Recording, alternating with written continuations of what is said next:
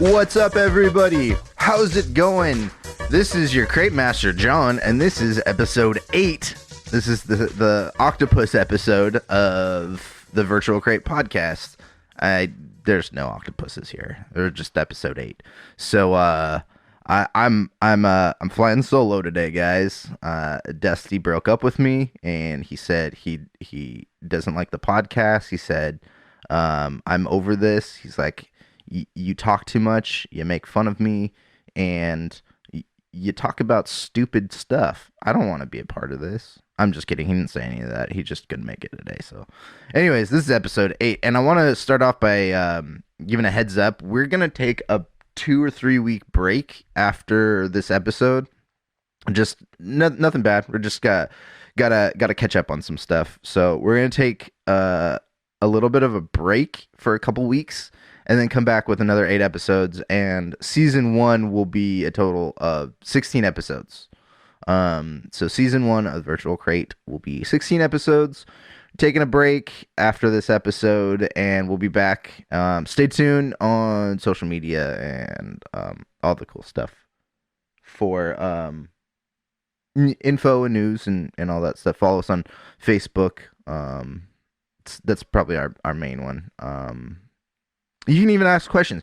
Look, if anybody wants us to review anything or talk about anything or address anything, you can send in questions to the Facebook group, and I will read them, and we can discuss them on the podcast. So if you guys have questions about anything, want us to review something specifically, I kind of hope people start chiming in a little bit. I'd like feedback. I'd like conversations. Tell me I'm stupid. Tell me no, don't tell me I'm stupid. If we're gonna disagree on something, let's be respectful and just have conversations. These are movies and media, and we love this stuff, but it's also, why get mad over it? It's pointless. There's no reason for it. You like something, that's great, good. I like something, great. I don't like something, whatever. You don't like something that I like, whatever. Who cares? It's all fun. It's all fun and games. We all love this stuff. But today, I wanted to talk about something that I did recently. I rewatched a series of movies, a cinematic universe, if you will. There's 23 movies, so I think we all know what I'm talking about here. Yeah, it's National Geographic's Drain the Seas. No, I'm just kidding.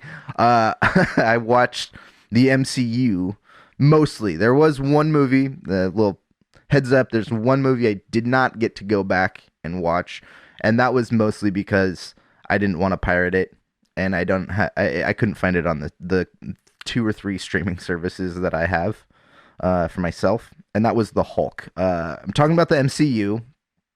I rewatched the entire MCU minus the Hulk movie, The Incredible Hulk with Edward Norton, because that is MCU canon. Edward Norton was our first Incredible Hulk, and then passed over to Mark Ruffalo for the in the Avengers.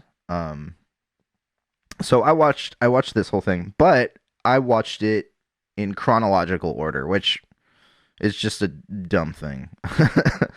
No, nobody really needs to do it, but it is kind of cool. There was a couple of small differences. So when you watch in chronological order, you start with Captain America, the first Avenger. In movie release, it's Iron Man, Incredible Hulk, Iron Man 2, Thor, Captain America, then the first Avengers. And in chronological order, you end up watching Captain America, the first Avenger, and then Captain Marvel, and then Iron Man, Incredible Hulk, and Iron Man 2, and so on and so forth. There isn't a whole lot that changes. The only other thing that really changes in your movie experience is Guardians of the Galaxy 2 comes right after Guardians of the Galaxy 1, because it's supposed to take place only a couple of months after the first movie, so that falls into the next movie after the first Guardians. There wasn't a whole lot of key differences that I took away from it, other than just movie orders kind of fun. The biggest thing that I noticed that I really liked though was watching Captain Marvel in the number 2 position, because Captain Marvel was released right before Avengers Endgame, so it's not that old. Came out in 2019. Um, it's not that old at all. But when you watch it in that order, because it takes place in the 90s, when you watch it in that order, it directly sets up. There are post-credit scenes that directly lead you into Endgame, which is really cool because if you pretend to not know what's going on and you watch these in chronological order, you're like, what is all this? What is this weird looking pager thing? Who are these people? Blah blah blah. And then and then as the movies go, you are introduced to the people in the post credit scenes and whatnot. So it's really cool. You get a lead up to the final, basically the final movie in the story arc in the second movie. So it is kind of cool. It's when you watch it that way, it is totally a comic book in the fact that it's teasing you for this bigger story that they want to tell that you're not quite ready to hear yet. And I also like it because they do introduce some of the space stuff into the universe a little bit earlier. I do appreciate how they did it in the regular release, how the movies came out, how Guardians of the Galaxy was really the first movie to take us to space in regards to the Marvel universe. But having Captain Marvel do it was really interesting, and it actually makes me like the movie a little better. I'll be honest, I'm not the biggest Captain Marvel movie fan. There was something about it. Nothing on Brie Larson. She's great. I think the character seems just a little overpowered. I don't know what they're going to do with her going forward. I'm sure there's a bunch of stuff they could do. She just seems a little overpowered. I mean, they used her very appropriately in Endgame. But yeah, as you go through this whole thing, it just tells you a little bit of a different story. They kind of sprinkle things in more and more as the whole thing goes. But it was really fun, and it made me think too, because we just got past award season.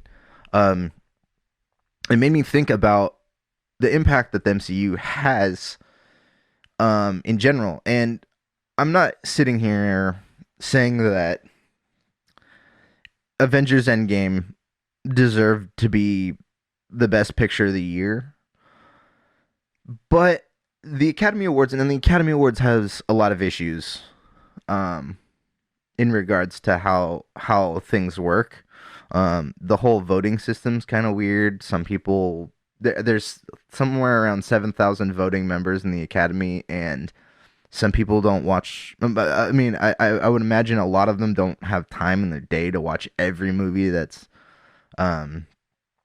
nominated for an award. But at the same time, the Academy allows 10 movies to get nominated for Best Picture, and they only nominated 9. It's a little weird to me that when you see the awards circuits, all of the PGA, DGA, Critics' Choice, stuff like that. Most of these award ceremonies are precursors to what the Academy is going to end up doing. Now, it's not always the Critics' Choice movie that wins Best Picture. It's not usually that, but the conversation with the Academy is, this is recognizing Hollywood, and the Academy tends to stick with not always auteur types of films. Parasite won this year. I didn't see Parasite. It looks great. I have nothing against it at all. I honestly just need to see it. But basically the same 5 or 6 movies were talked about for most of the categories, and in most of the other awards shows too. It was pretty much the same handful of movies. But there's so many movies that come out in a year now. I mean, it's easier to make movies, and there's a lot of releases. but I think the Academy needs to kind of move with with the times. And look, I get if La La Land's gonna win Best Picture. It's about Hollywood. It's about the magic of, it, it, it does the thing that kind of old classic Hollywood does, singing dialogue, and I'm nothing against musicals or anything, but it does invoke a more classic time in Hollywood. And I feel like the Academy really loves these movies about Hollywood. Once upon a time in Hollywood won a bunch of awards. I don't know. I feel like this is a thing where they like to pat themselves on the back, which obviously this is what this is for, because this is the movie industry. But I feel like when you leave out something like Avengers Endgame off of the Best Picture, it does a disservice to Hollywood, because they're turning their backs on the other half of Hollywood. There's people in Hollywood that want to make great artistic films, and there's also people who just want to make great, huge, entertaining films. And Disney does that a lot. That's basically their bread and butter. Is a lot of high entertaining stories. They'll put magic in their movies. But Pixar movies all have magic. The animations, they have their magic. But for the most part, these aren't.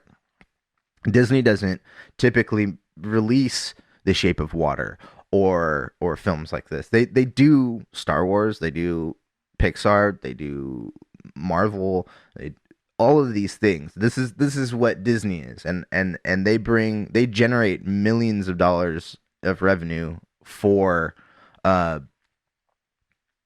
Hollywood. And I think it does a big disservice when you have 9 movies, when you have 10, you allow 10 movies to get nominated, but you only do 9. And for whatever reason, Endgame didn't end up on that list. And I'm only getting here a little biased here because of my appreciation for the Marvel Universe, but also what they've done. They took Iron Man, a B character at best in Marvel Comics world. They turned him into the main character.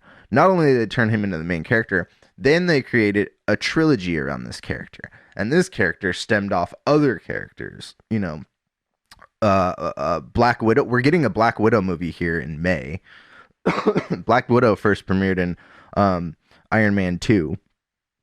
We have Thor and Captain America, that they were trying those things that led up to the Avengers. They were trying to get this team up together.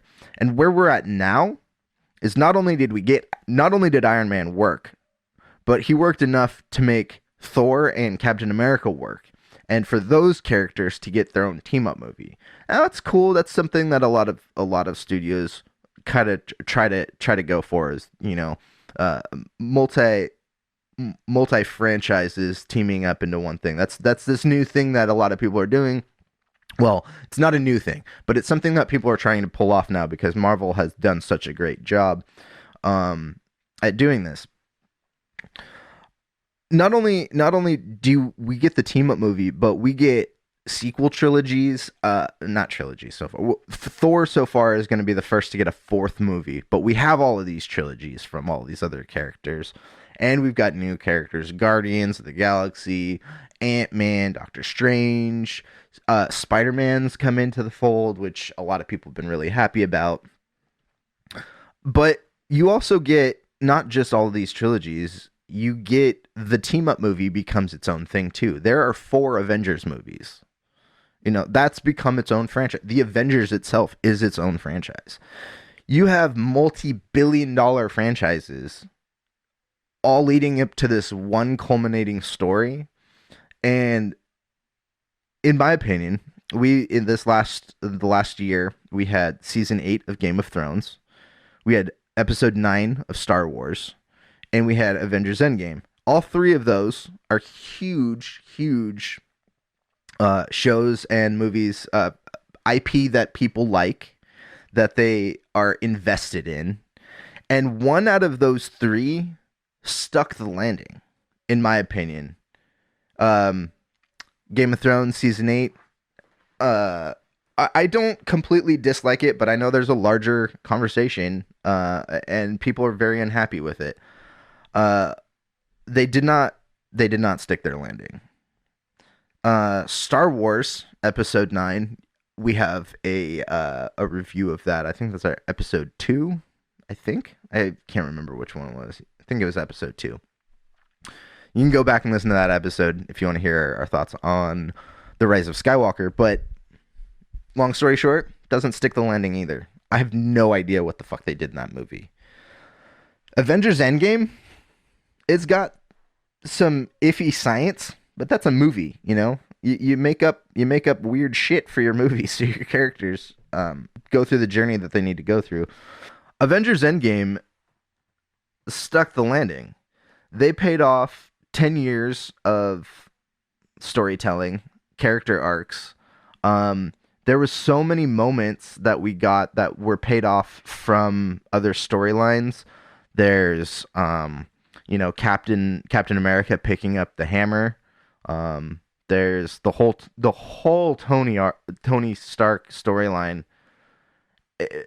He's the iron heart of that movie, of the whole franchise. I mean, obviously it starts with Iron Man because Iron Man worked, but you also get some closure to Captain America's story. You know, everybody keeps saying he's dead, but technically he's not dead. He's just an old dude. And imagine an old dude with Captain America's powers. He's probably just as, uh, just as energetic as a 30-year-old. I bet. He's still got some muscle. He's still got some agility. I bet. Anyways. Avengers Endgame brings closure to story arcs, trilogies, other movie trilogies. It gives you so much closure in the story, in the characters that we've all cared about. But if you're a comic fan too, it also gives you stuff that you've always wanted to see on screen. There's one particular scene in Endgame. I want to get this framed, I think, at some point in my life, but it's that in the climactic battle when Thanos seems to be winning, and he's standing there and he's talking to Captain America about, I'm gonna enjoy destroying this world because you fuckers just won't die. And he's got his army right behind him, and Captain America is standing on this little like ridge by himself, staring down the entire army, Thanos' army, by himself. That scene alone, I mean, the next couple of seconds after that becomes one of my favorite scenes in the movies. The on your left, if you know what I'm talking about. It's such a... Oh, man. I still will go back and watch clips from Avengers Endgame. And it came out on DVD when I was working at my previous job. And I would watch clips of it sometimes in the morning before work. Just watch, like, the fight scenes or, and battle scenes. And they always put me in an emotional, devastated place of my day. Like, I love the movie so much. I do have to be careful with how I watch it, because I mean, there's scenes that will make me tear up, completely out of context too, just because I know the context. So, yeah, I'm not arguing that Avengers Endgame should have won Best Picture at the Academy Awards. But if Hollywood is going to pat themselves on the back for Hollywood, Avengers Endgame should have been on that list. That should have been the number 10 movie on their nomination list when they allow 10 movies and they don't nominate 10 movies. I think that's kind of a cop-out. And it says something. It says something about the kinds of movies they want and they don't want to nominate. I think we're getting past this point where some of these blockbuster movies are just, exciting, just whatever. The stories are good. The stories are really good. They're thought out. The acting's fantastic. The cinematography's great. The technical aspects, the CG, some of the best in the industry. And it does a huge disservice, I think, to Hollywood themselves when you don't nominate something on this caliber for a best picture. Or really, what I'm saying here isn't it should be best picture. That's not what I'm saying. What I'm saying is that this movie deserved more than just best special effects. The special effects are great, but this does so much more. This the MCU brings people to the theaters. There's an MCU movie, people are gonna go. At this point, they haven't made a flop. Their worst movies are just stuff that are like, oh yeah, this feels like a Marvel movie and it's really fun, but like, yeah, it kind of felt maybe like Iron Man, or it felt like this other one, or they do have a template that they like to use for particularly origin stories, it seems like. But their storytelling is there's nobody else that's done it. I think Lucasfilm has one of the most impressive story groups I've seen, and they don't use them for the movies at all. It seems like they just uh, some of the best Star Wars stuff, in my opinion, in the last handful of years, has been the Clone Wars or the Rebels, the animated series run by Dave Filoni. If you listen to our Mandalorian episode, you'll hear me talk about Dave Filoni and how I feel like he should be one of the two people in charge of Lucasfilm. Their story group is incredible. They are impressive. Pablo Hidalgo probably is the most knowledgeable Star Wars person on the planet. I think he might know more than George at this point. But their story group's not used in their movies. The last three movies that came out, well, at least saga wise, they were just kind of thrown together. The directors were picked and writers were just kind of given free reign. And that's fine, but when you have something as interconnected as Star Wars, you have to use your story groups. You just have to. You don't want to step on your own toes, and Disney found out the hard way. They stepped on their own toes millions of times at this point since Force Awakens. Marvel has an impressive team. Kevin Feige is one of the best leaders in Hollywood when it comes to this. He's a solid producer. I don't know if a lot of people know this. He's been producing comic book movies for a lot longer than just the MCU. He was a producer on the first X-Men movie. A couple of the X-Men movies. I can't remember off the top of my head which ones, but he's been doing this for a long time. I believe he was also a producer on the first couple of Spider-Man movies. Maybe the Andrew Garfield ones. I think the Tobey Maguire ones as well. But he's been doing it for a long time, and he's a comic fan.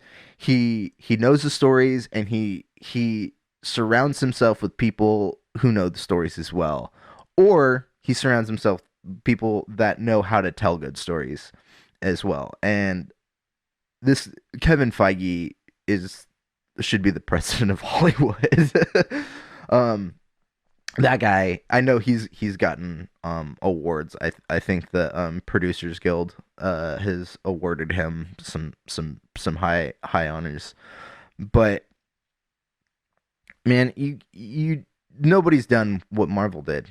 There's so many factors in here. Like, again, you start with one character and you build up into a trilogy, and you have all these other characters, you build up other trilogies, and then you get this team up. Like, they've done something that no one else in Hollywood has been able to achieve. I think the longest running other franchise might be the James Bond franchise, and hardly any of those are connected. I mean, yeah, they are, and there's theories out there that James Bond is a title, and that every actor that has played him is really a different person, but they all take on the same name, whatever. Uh, really, the only sequels you get are if the same actor plays James Bond again. So Pierce Brosnan, Sean Connery, that's one James Bond. Pierce Brosnan's another.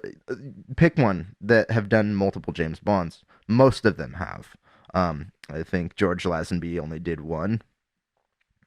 Uh, but none of those are connected storylines. There are stories in there, like Blofeld is a reoccurring character, but constantly recast, constant different takes on him, and I forget the organization.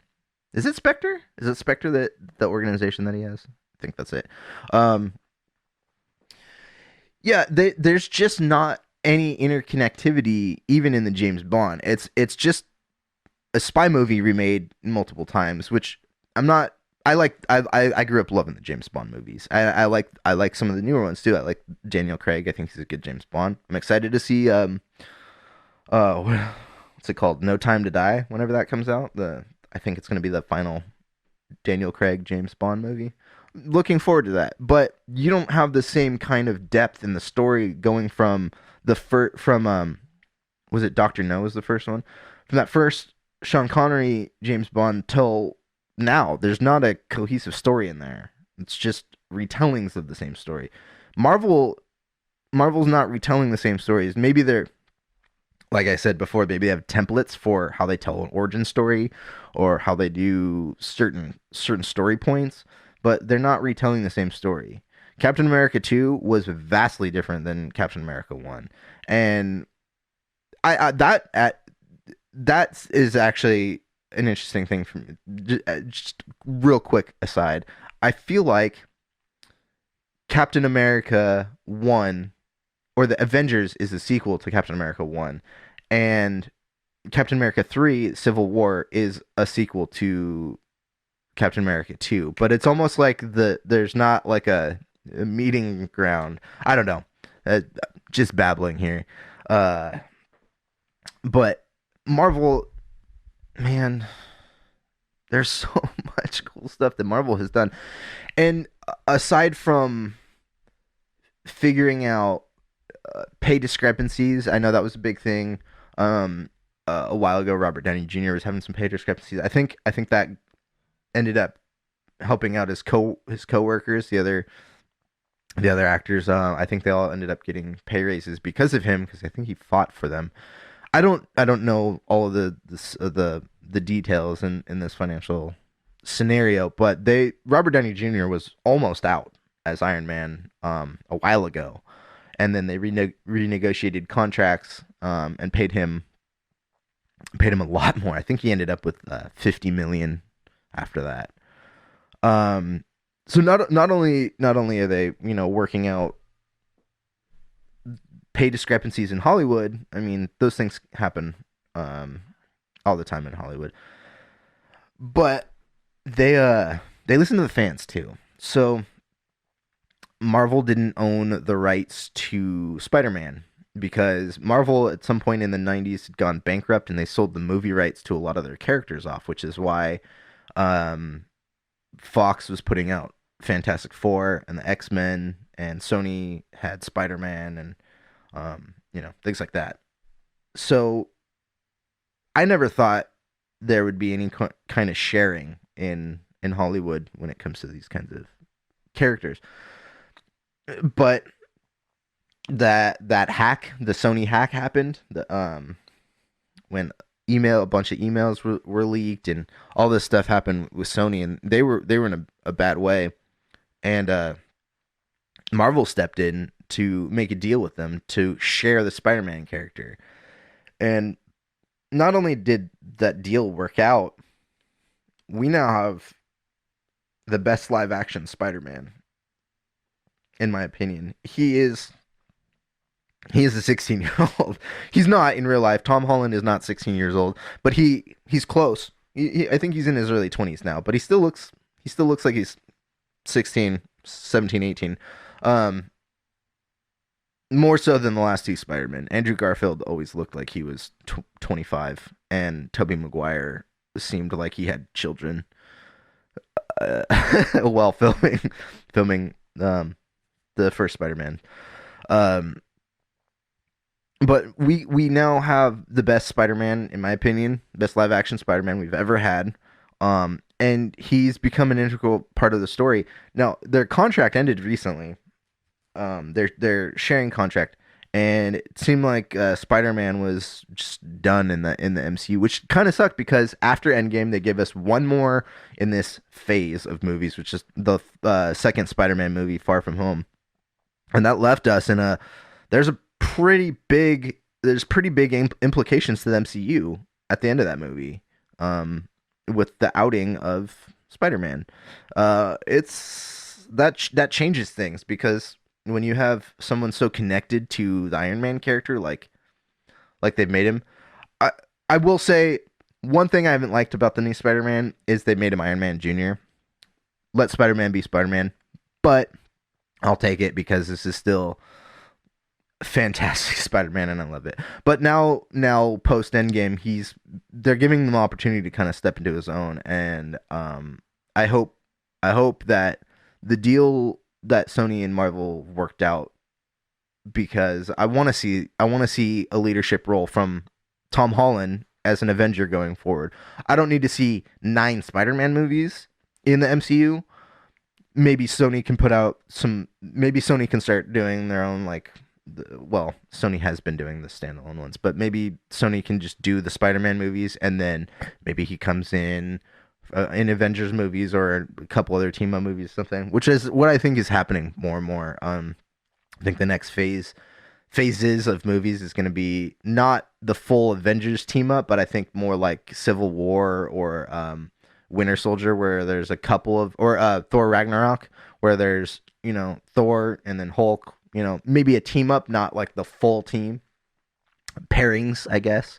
I feel like they're going to be doing more of that. And so I hope Spider-Man is still able, I hope this Tom Holland Spider-Man is still able to work with the Avengers going forward in the future. And this is all based on contracts and everything. But I've talked about a lot of stuff. I've talked about technical aspects. I've talked about storytelling, actors, and pay grades and stuff like that.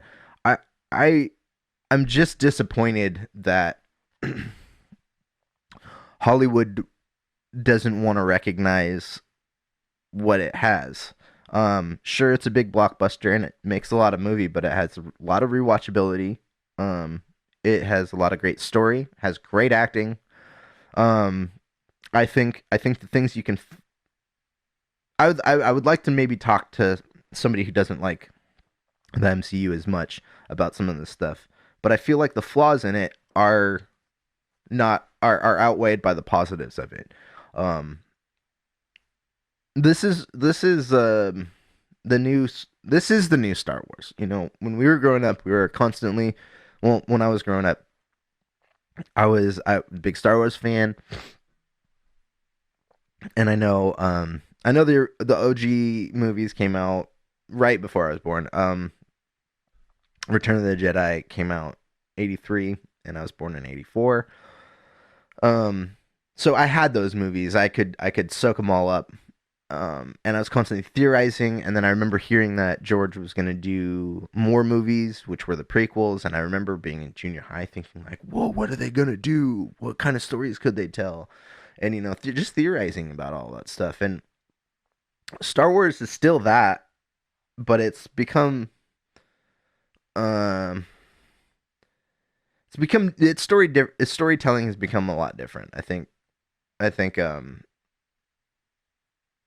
there's just something that hasn't connected in the storytelling lately with Star Wars. But Marvel is that. Marvel, everybody I know that has seen Marvel movies has some sort of thought about them. They love Thor Ragnarok, or they hated Age of Ultron, or they hated Ant-Man, or everybody can have an opinion about them, but everybody that still has those opinions still loves them to a degree. And I feel like the as a moviegoer, there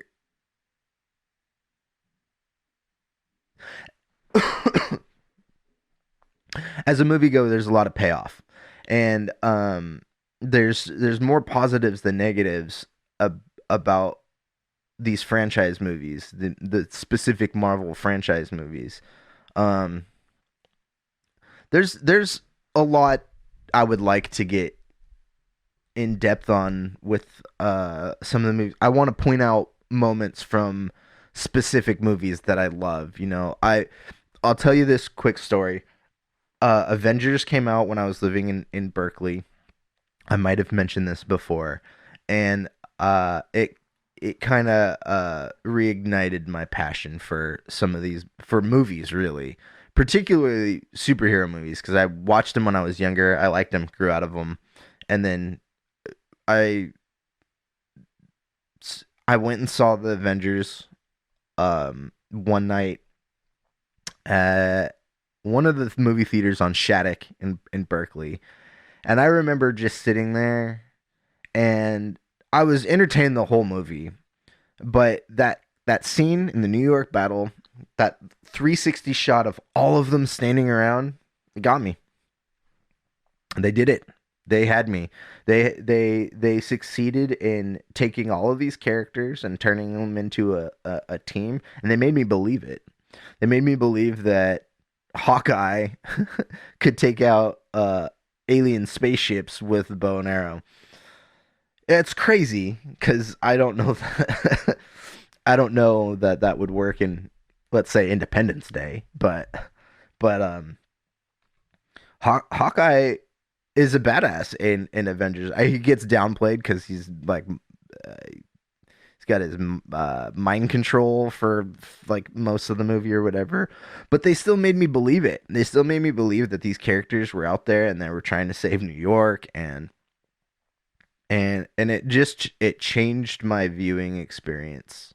And I don't think I'm doing the things that I'm doing today, I'm podcasting, making videos. I don't know that I'm doing that without me watching that first Avengers movie. I don't know that I get to the point where I'm at in my life making things without that. I'm sure I would be still playing guitar, and doing some of the stuff that I do, but at a certain point, the passion came back, and the ideas of I've always been a musician. The ideas of visual elements with the audio elements became more and more of a thing, and that led me to when I moved back to Sacramento, or when I moved to Sacramento, I had decided I hadn't worked in TV in a long time. I did work in TV in college, and that was my opportunity to work in the industry where I kind of wanted to work.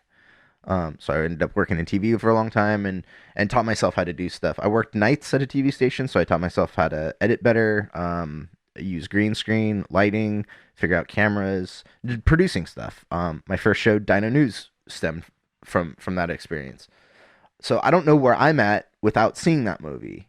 It's not my favorite in the list now that I've seen all of the movies they have out so far. But it's still in my top five. Um, and I'm sure there's a lot of people that could sit and point out their favorite movie moments, their favorite movie in this series, their favorite moments from, I don't know, man. There's so many things that are pleasing to not just comic fans but movie fans. If you want to be entertained, go watch some of these movies. I don't know where to tell you where to start. If you want to do the whole thing, more power to you. Go start with Iron Man. If you want to do the chronological order, that's kind of cool too. I don't think there's really a wrong way to watch it. But if you haven't watched the MCU, I highly recommend checking some of it out. You might not like one character, but I do think there is huge payoffs when you get down the line. I think Avengers Endgame is one of my favorite movies I've ever seen. It it stuck the landing. It completely stuck the landing for me. I was completely entertained, and I felt fulfilled when I left the theater. I felt sad. There's a lot of emotions I walked out of the theater with, but that movie experience was also one of my favorites. I like to go to opening nights by myself. Um, it's easier for me to just kind of navigate, and I also little I'll admit this. I'll admit this to everybody here. I sometimes get emotional in movies. It could be a terrible movie, and it just maybe it's the mood, the music, the whatever it is. I'll get emotional in movies, and I'll tear up. And I sometimes like to go to the movies by myself for that reason. But when I was watching Endgame, I was sitting by myself, and there was this girl with, I think, her dad, and they were sitting a couple of seats down from me, and this was it was just one of my favorite experiences at the theater, because this girl was as invested as I was to these characters, and the reactions I heard from her were really funny to begin with, but I also am responsible for making some of the same noises. Like, I squealed at certain points. I did let out a loud yes. Like, I just exclaimed yes when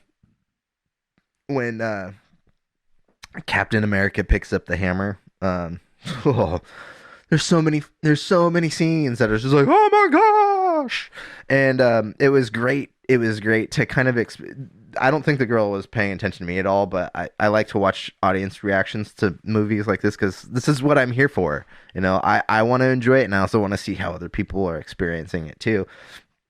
And it was really, really cool to just hear this girl be as excited as I was. And, like, again, uh, let's say Red Skull pops up on screen and she goes, yeah, I was doing the same thing. And so I related, and I was just like, at the end of the movie, I wanted to be like, I know, right? But I didn't. I just let them leave and do their thing. But look, I'm getting into my emotional reaction to it, which is obviously how we should critique and analyze these movies, is from our emotional reaction to what we saw. But I do think that there is a huge discredit given to the MCU by Hollywood. And it's because of these older mindsets of, well, that's not true film, or maybe there's a pretentiousness. I don't know. Maybe a lot of people in the voting academy didn't even see Endgame. I highly doubt that, but I think that the MCU deserves a lot more credit than it gets. They're well-made movies. They're well-acted movies. They have some of the best talent in the industry, behind the scenes and in front of it. And so I think this is my Academy Award speech for the Avengers right now. You guys deserve it. You guys deserve all of the credit. You guys have entertained us for 10 years now. Some of you guys are gone. Some of you guys are going to continue on, and the stories are going to continue. I hope going forward, we get just as good quality storytelling, and just as much enjoyment out of what Marvel has coming in the future, because they have a lineup of great stuff. Again, there's sequels to other movies: Black Panther, Doctor Strange. There's gonna be a third Spider-Man movie. Eventually we'll get another Avengers movie, and so on and so forth. For what we got, I want to see something as good, if not better. They've set a standard for themselves, and I hope they can live up to their own hype. But what do you guys think? Have you guys watched the entire MCU? Have you rewatched it in chronological order? Tell me what you guys think. Am I an idiot for just loving these movies blindly? I mean, let's talk about it. Tell me what you guys think. are you guys excited for future Marvel stuff? I know now that the Disney Fox merger is done, we're gonna get Fantastic Four and X-Men. I have some thoughts on that. I do personally think that maybe X-Men and Fantastic Four should remain their own cinematic universes instead of fully bringing them into the MCU. I'm feeling a little overcrowded already, and there's a lot of X-Men. It's all I'm saying. What do you guys think? You guys looking forward to any of this stuff? Let me know in any of the comments below, and if you guys wouldn't mind liking, sharing any of this content, rating it, all of that stuff is really helpful, and it helps us make more of these and have more discussions on the media that we enjoy. So again, I'm gonna take a break. We're gonna take a break for about 2 to 3 weeks. Get some things in order. Have some production meetings and come back hopefully with some stronger episodes and some newer content for you guys.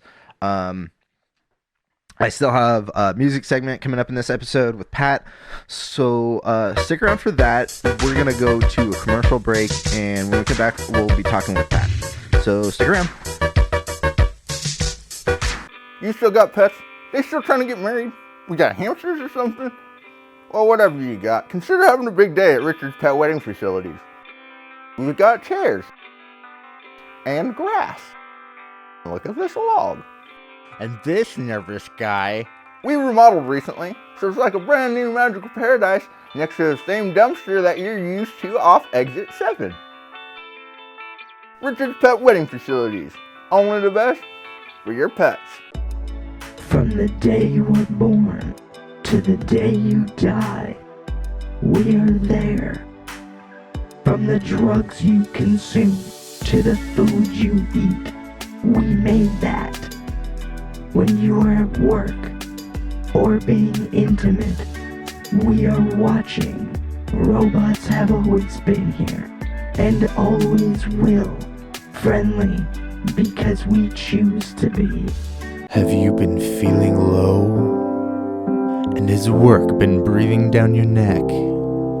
And you hate it when your friends touch you? Try ecstasy. Sweat the demons out and dance your pants off. I know it works because I'm on it right now. May cause sweatiness, dry mouth, and erections. Do not buy ecstasy as it is still federally illegal and Dr. Hiram Singh is not an accredited doctor. Our oceans have become more and more polluted, and it's displacing and wiping out entire species. But there's one species that needs a little extra help. The elusive tube-octopus has lost its home in the deep sea, and the rise of mumble rap has negatively affected mating rituals. So please, help us save the tube-octopus.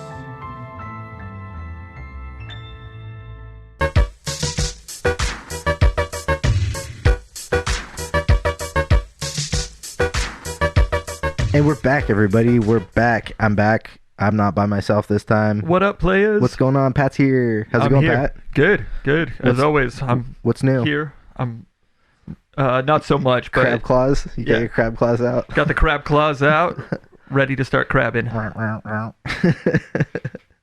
So, there's some new stuff out.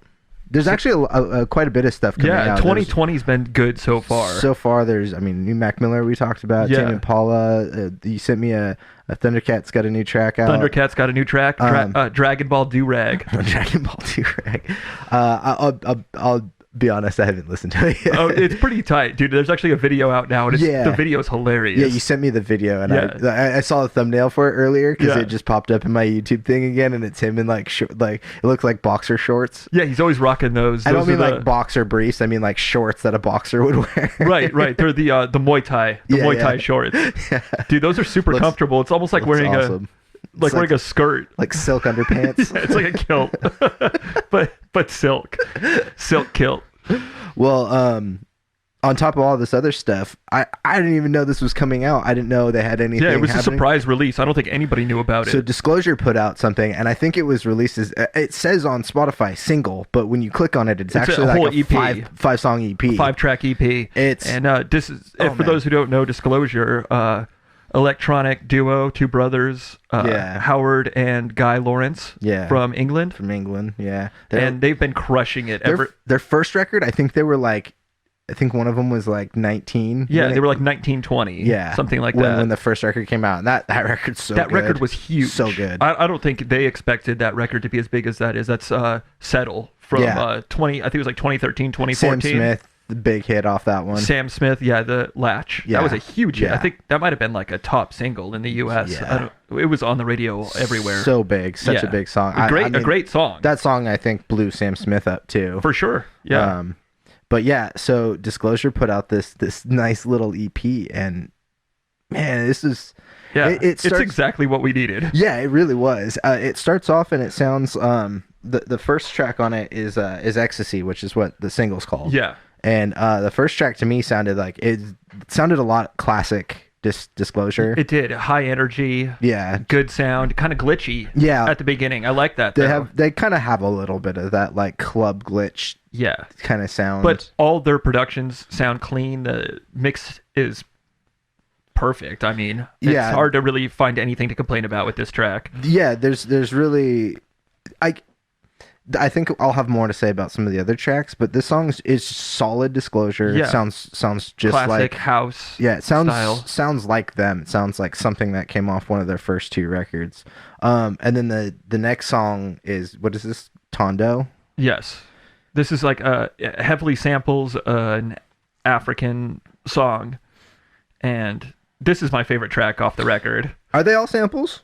Do we know that?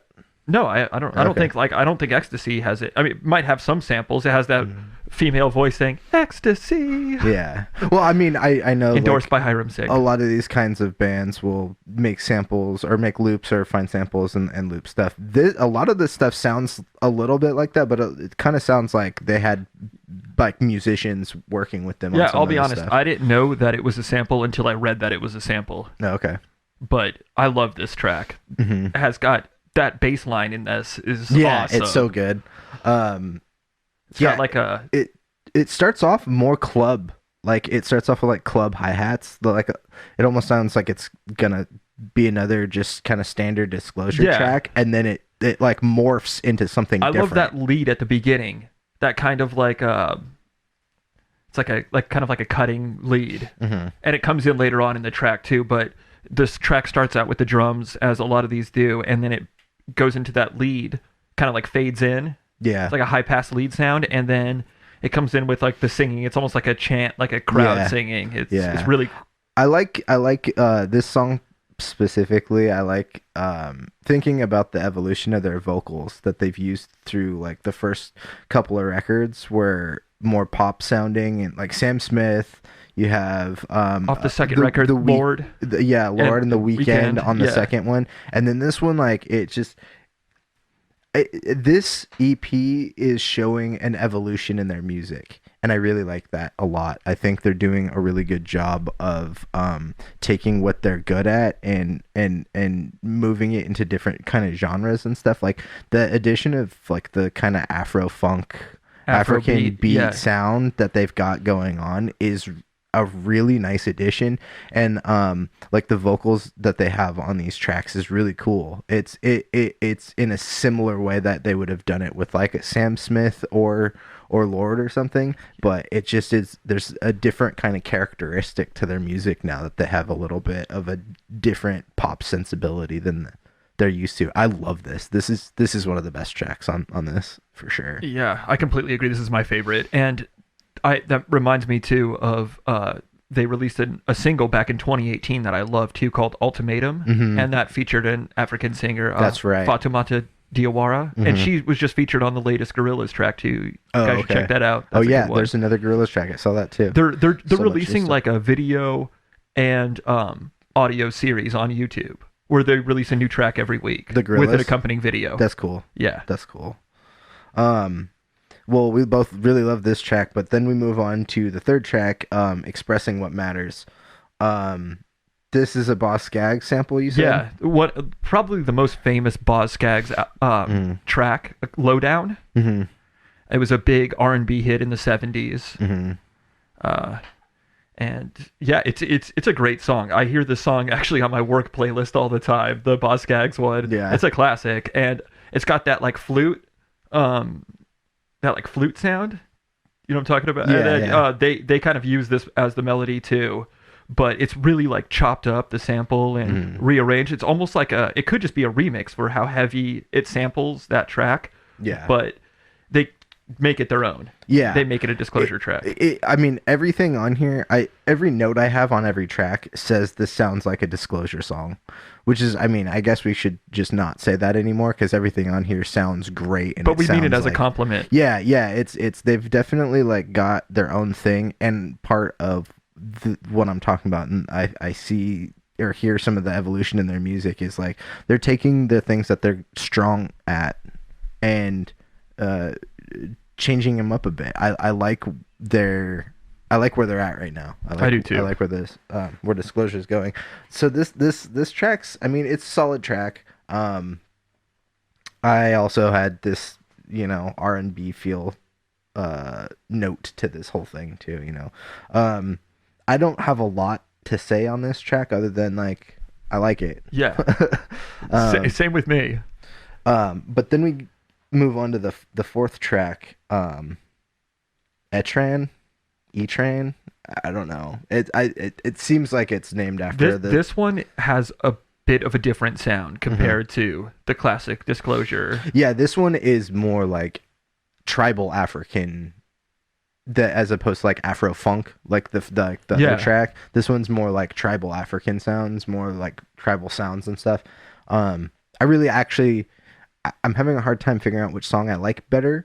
I think Tondo has more solid grooves and like just thicker rhythms to like dance to. They're both pretty danceable to begin with, but this one, this fourth track has to me some really strong arrangements in it. Like if you listen to it, it's also kind of starts off as like kind of a tribal song, and then they move into like club sounds, and then they move back into like, I don't know, like the arrangements are really well done in this track. Yeah. They kind of just, I don't know, they morph from club to like African to, I don't know. It's kind of hard to put my finger on. It almost sounds like throat singing a little bit. A little bit, yeah. Yeah. It's cool. It's kind of like a hypnotizing chant,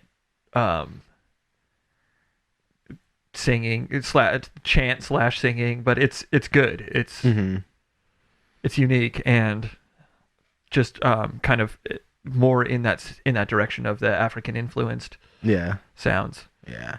I mean, I think a lot of producers these days are finding everything's circular, right? I feel like producers now are kind of where a lot of funk bands in the 70s were. They're kind of like going back and finding more like Fela Kuti style African funk stuff and incorporating it into their production. I really like that kind of style of music to begin with, so I'm glad that people are incorporating more. Me too, because a lot of this now is becoming homogenized with like Splice, where you can just pay for to have a huge catalog at your disposal. Of samples and stuff. Yeah, but the problem is everybody ends up using the same samples. Yeah. And that just gets stale really quick. Yeah. But with these guys, you could always count on some new sounds and some interesting and unique textures and rhythms and they made. I didn't know most of them were samples, or some of these were samples. Like it felt like they brought in musicians into the studio to help work on stuff because the mix is seamless. You can't tell the difference. And I think that's something to say about their mixing of samples, because not everybody can make a sample sound like you hired somebody to come in and write a bass track or whatever. And all of this shit is great. Yeah. I dance to every one of these songs. Same here. And I didn't mention, but with Tondo, it kind of has a disco-ish groove too, in like the Daft Punk sense. Mm-hmm. Yeah. And yeah, I don't know. I love this EP. I really can't say enough good about it. Well, from episode 4, from so I talked too much about TV, and podcasts because been trying to figure out episode counts for podcasts. Yeah. But song number is the final song on here. Get Close. This is also very classic Disclosure, like clubs housey style mix. I would say this could have just come off of like a B-side from their first album. Totally. Not to say it's bad. It's it's classic Disclosure. They have their signature like bouncy synth line in there. Yeah. This sounds like something, like you said, B-side from any one of their other productions. This is probably my least favorite track on the whole record, but that's not saying it's a bad track. It's just I would rather listen to some of the other tracks on here than this one. But I also will listen to this whole EP. It's short. There's re-listenability to the whole thing for me, for sure. At 24 minutes, it's perfect for a commute, maybe a morning commute, something like that. Yeah. Enough music to rub one out to, Yeah, or 3. I'm just kidding. I'm just kidding. We don't condone masturbation on this show. That's a sin. Unless it helps you de-stress. Unless you like sins, then fuck it. Sin all you want. Cool. So that was the EP. Both Pat and I really like this EP. We're both big Disclosure fans. Yeah. We hope to get to see him in April at the Santa Barbara Bowl. Oh yeah, that's right. Should be fun. So we both are gonna re-listen to this for the rest of our lives. This will probably be playing at my funeral. Yeah. I hope they play Tondo at my funeral. That would be amazing. I hope Disclosure is there performing it too. They'll be like, hopefully they'll be older at the time. Yeah. Hopefully it's not next week. It's funny, in my head I kept thinking Tonto, and I was like, I want Disclosure playing Battles Tonto at my funeral. Yeah, I really just want what's that? The one from the Tonto, jump on it. Oh yeah. That song's great. That video is amazing. That video is amazing.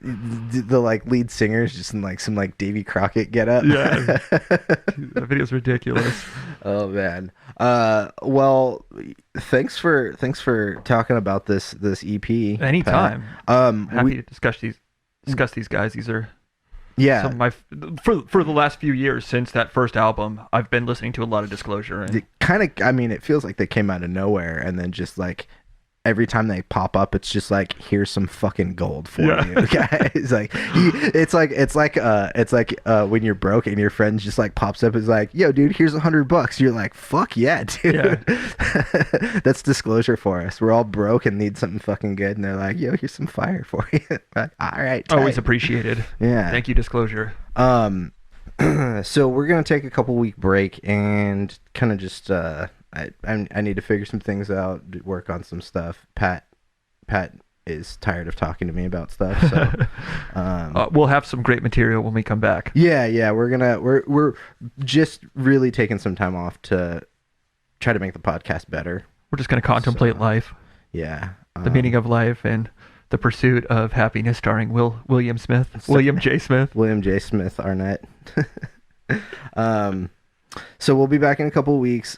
Follow us on Facebook and subscribe to the YouTube channel and Apple Podcasts, Google Podcasts, Spotify, all that fun stuff. We'll keep you posted on when we're coming back and all kinds of stuff that we're working on, because I got a lot of stuff. Music coming soon. Yeah, we'll have music. Both Pat and I have music we're working on separately that will be coming out this year. And just a ton of other stuff. I have a show I'm working on that I'll probably premiere. Most of the commercials in this show are part of the show that I'm working on, so that's where those come from. It's all just dumb stuff.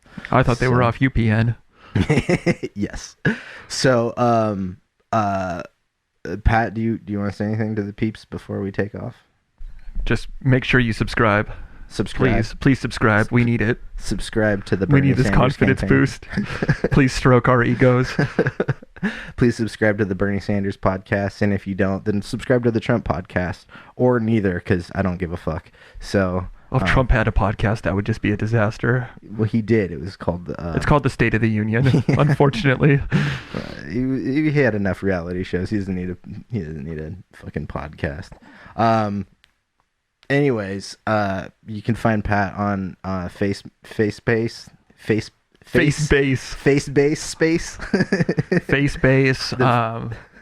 My tweet, Facebase, Movie Tunnel, and then LinkedIn for the professional shorties out there.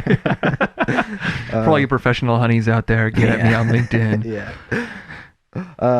Well, yeah. Thanks again for coming in, Pat. Anytime. Anything else you want to leave off with? Yeah, if you can find those old crock cheese bites, those are so good. The extra sharp cheddar, oh man. Australian cheese is what I please. Check it out.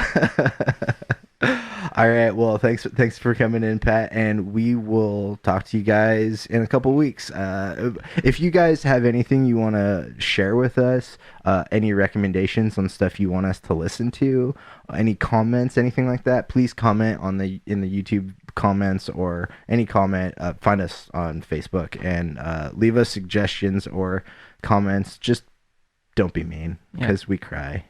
Please don't be mean. We love you. We love you too. Bye. Bye.